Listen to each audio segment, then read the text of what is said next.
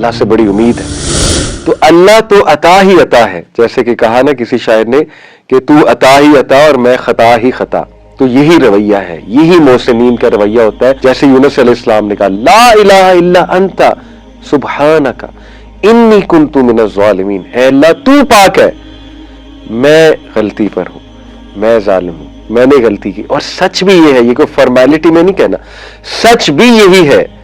ساری غلطیاں ہماری اپنی ہیں، غلط ڈیسیجنز ہم لیتے ہیں، اللہ کے احکامات پہ ہم عمل نہیں کرتے ہیں، ہم اللہ کے بتائی باتوں پہ نہیں چلتے ہیں، اس کے بعد ہماری لائف میں پرابلمز آتے ہیں. لیکن ہیونگ سیڈ اٹ، اللہ تعالیٰ بڑے بڑے نیک لوگوں کی آزمائشیں لیتے ہیں، جیسے یوسف علیہ السلام، یعقوب علیہ السلام اور تمام انبیاء.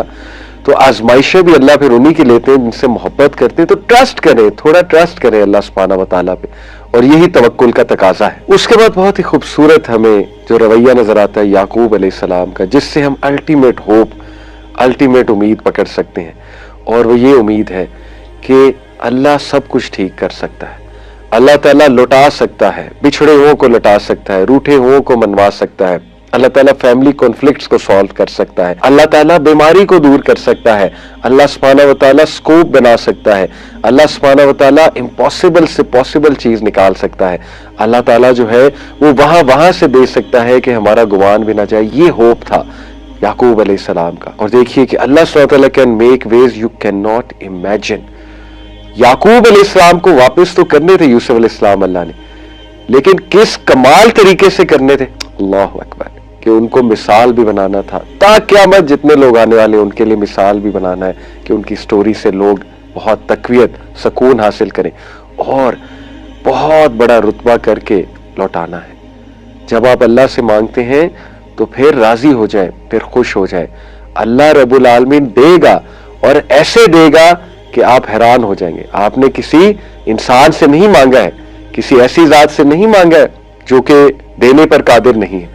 اللہ جب دیتا ہے تو پھر ایسے دیتا ہے کہ آپ کی سوچ ہے. دیکھیں جب آپ نے اللہ کو کوئی معاملہ سونپ دیا تو پھر ریلیکس ہو جائیں، پھر ویٹ کریں کہ میں نے اس ذات کو سونپ دیا ہے جو الودود ہے، جو بہت محبت کرنے والا ہے، جو الوکیل ہے، بہترین معاملات کو چلانے والا ہے، جو کہ القدیر ہے، بہترین قدرت رکھتا ہے ہر چیز میں، جو کہ العزیز ہے، بہت پاورفل ہے، جو کہ المجیب ہے، بہت قریب ہے، سننے والا ہے، جو کہ الفتاح ہے، کھولنے والا ہے، راستوں کو کھولنے والا ہے. جیسے یوسف علیہ السلام کے لیے راستے کھولے جب وہ ایک برائی کا شکار نہ ہو جاتے. تو بار بار اللہ رب العالمین کے ایٹریبیوٹس مائنڈ میں لا کے انسان اپنے آپ کو کام ڈاؤن کرے کہ کیا اللہ مجھے چھوڑ دے گا؟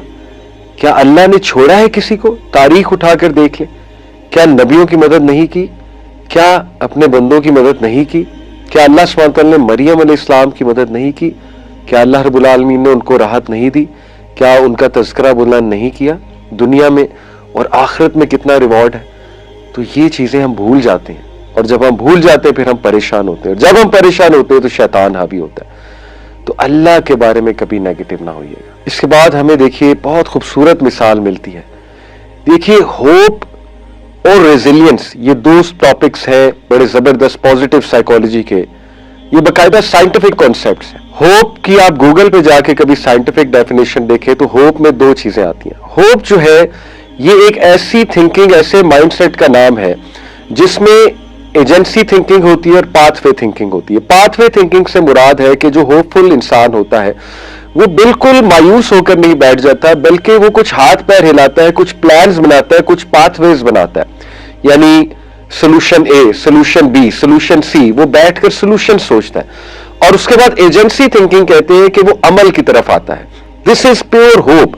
ہوپ صرف یہ نہیں ہے کہ بس آپ چپ کر کے بیٹھ جائیں اور کوئی ایکشن نہ لیں، کوئی اپنی حالت تبدیل کرنے کی کوشش نہ کرے. آئی انڈرسٹینڈ کچھ سچویشنز ایسی ہوتی ہے کہ پریکٹیکلی کچھ خاص نہیں کیا جا سکتا ٹو بی آنیسٹ، لیکن سٹل ہاتھ تو اٹھائے جا سکتے ہیں، ذکر تو کیا جا سکتا ہے، اللہ کے آگے سجدہ ریز تو ہوا جا سکتا ہے، اللہ سے بات تو کی جا سکتی ہے.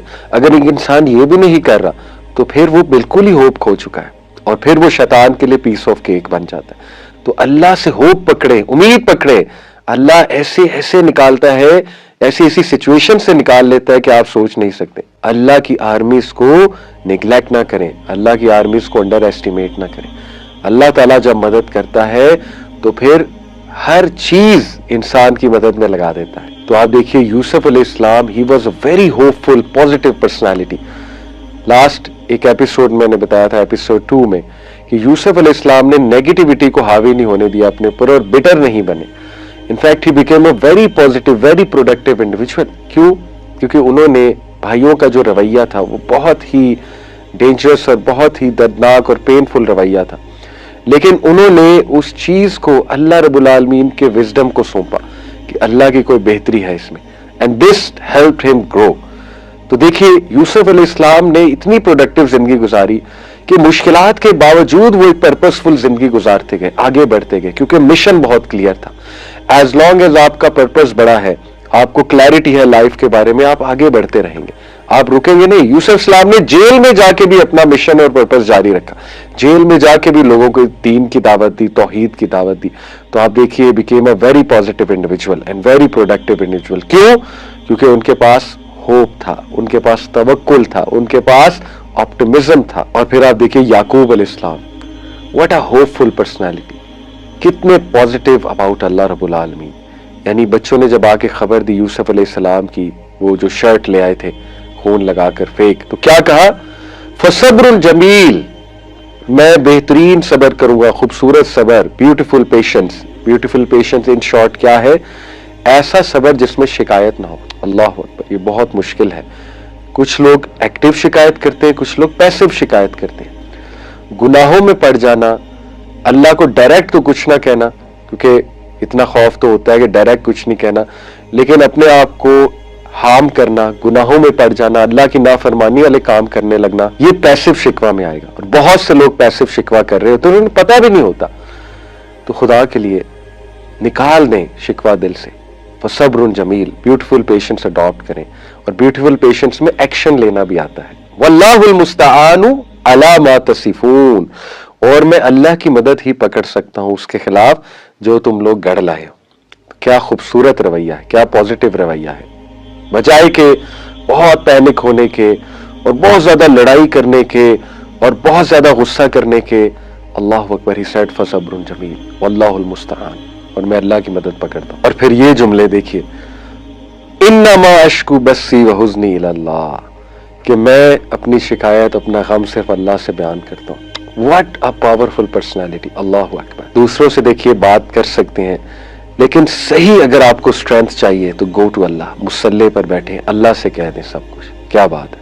یہی ہے ایک ایسا انسان جو کہ ایک تو بہت اللہ رب العالمین پہ توکل کرنے والا ہے, اور دوسرا بہت ہوپ ہے اسے, اللہ سے بڑی امید ہے.